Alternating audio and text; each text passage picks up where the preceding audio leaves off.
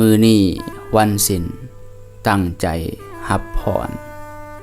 สัพพีติโยวิวัตสันตุความจังไห้ทั้งปวงจงหายไปสัพพะโลโควินัสสันตุโลกทั้งปวงของทานจงหายไปมาเตภวัตวัตรโยอันตรายยามีแก่ทานสุขีทีขายุโกภาวาทานจงมีความสุขมีอายุยืนอภิวาทนาสีลิสะนิจังวุฒาปัญจยิโนจัตตารโอธรรมวัฏันติอายุวโนสุขังพลัง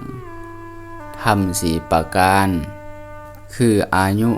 วันนะสุขะพละ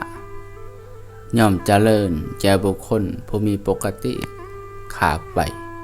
มีปกติอ่อนน้อมถ่อมตนต่อผู้ใหญ่เสมออายุวัฏโกขอให้เจริญโดยอายุธานวัฏโกขอให้เจริญโดยทรัพย์สมบัติสิริวัฏโกขอให้เจริญโดยสิริมงคลญาสาวัฏโกขอให้เจริญโดยลาภยศภาลวัฏโกขอให้เจริญโดยพละกำลังวรรณวัฏโกขอให้เจริญโดยผิวพรรณวรรณะสุขาวัฏโกขอให้เจริญโดยความสุขสาธุสาธุสาธุนิพพานะ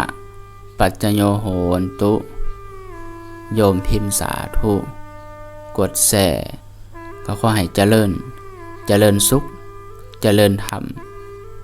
สาธุ